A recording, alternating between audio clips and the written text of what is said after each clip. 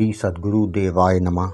भाइयों बहनों, आज मैं आपके सामने एक ऐसे भक्त की कहानी लेकर आया हूँ जिसकी संत सेवा को देखकर भगवान भी भाव विह्वल हो गए। यहाँ तक कि उसके लिए गवाही देने उसी का रूप धर के पंचायत में भी आ गए।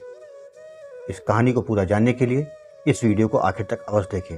लेकिन उससे पहले जिन लोगों ने गोकुल भवन अयोध्या यूट्यूब चैनल को अभी तक सब्सक्राइब नहीं किया है, उनसे निवेदन है इस चैनल को सब्सक्राइब कर दें और बेल आइकन अवश्य दबा दें, जिससे नए वीडियो के नोटिफिकेशन समय समय पर आपको मिलते रहें। एक भगवान के बहुत बड़े भक्त हुए हैं क्षेमदास जी। आप सभी संतों को चाचा गुरु कहते थे, अतः आपका नाम श्री चाचा गुरु ही हो गया। आप बड़े ही संत सेवी सद्गृहस्थ थे। आपके भक्ति भाव और सरल स्वभाव के कारण आपके गांव वासियों की आप पर बड़ी श्रद्धा थी।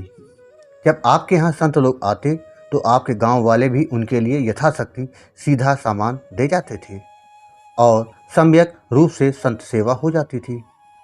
इस प्रकार यह क्रम बहुत दिनों तक चलता रहा, परंतु जब आपके यहाँ रोज ही संत मंडली आने लगी तो गांव वाले भी परेशान होकर कहने लगे, अब तो आपके यहाँ रोज ही संत मंडली आती है, हम बाल बच्चे वाले लोग हैं, कहाँ तक आपका सहयोग करेंगे।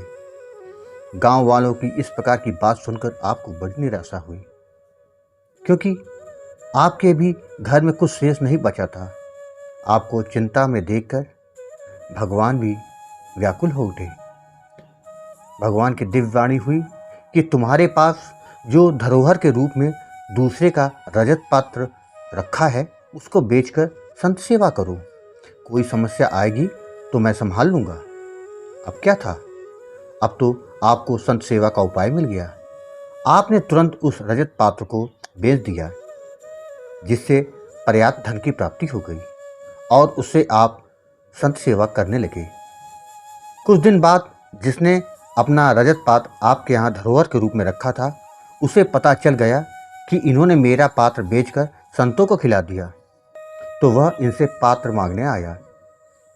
आपको तो भगवतवाणी पर विश्वास था, अतः सीधे बेच दिया कहने के बजाय बात को टाल मटोल कर दिया। जब कई बार ऐसा हुआ तो उसने पंचायत जोड़ी।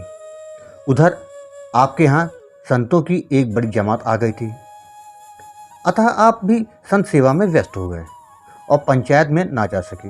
उनके दिमाग से ही उतर गया। पंचायत में न जाने के कारण आप पर आरोप सिद्ध हो सकता था, परंतु भगवान अपने भक्त को कैसे कष्ट में देख सकते थे। भगवान ने जैसा कि दिव्य वाणी द्वारा पहले ही कह दिया था, अतः वे आपके वेश में स्वयं पंचायत में हाजिर हो गए और पंचों के पूछने बोले, इनका पात्र तो ज्यों का त्यों मंदिर में रखा हुआ है, ये व्यर्थ ही स्वयं भी परेशान हो रहे हैं और आप लोगों को भी परेशान कर रहे हैं। आप लोग चाहे तो चलकर देख लें। पंचायत में वह वैश्य भी बैठा था जिसके हाथ आपने वो रजत पात्र बेचा था। उसने पंचों से कहा कि यह असत्य बोल रहा है, पात्र तो इन्होंने हमारे हाथ बेच दिया है। आपने भी अपनी बात पर बल देते हुए कहा कि पात्र मंदिर में अमुक स्थान पर रखा है, तुम स्वयं जाकर देख लो। पंचों के कहने पर वैसे मंदिर में गया तो पात्र सचमुच उस स्थान पर रखा हुआ था।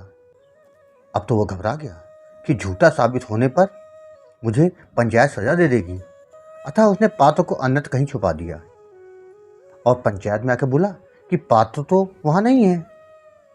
इस पर आपका वेश धारण किए भगवान ने पंचों से अनुरोध किया कि आप लोग स्वयं मेरे साथ चलकर देख लें, मैं आप लोगों को पात्र दिखा दूंगा। पंचों ने बात मान ली और आपके साथ मंदिर गए। वहां पहुंचने पर तो सबकी आंखें खुली की खुली रह गईं। पूरे मंदिर में चारों ओर रजत पात्र रखे हुए थे। सब देखकर सब लोग श्री चाचा गुरुजी और उनकी भगवत भक्ति की प्रशंसा करने लगे।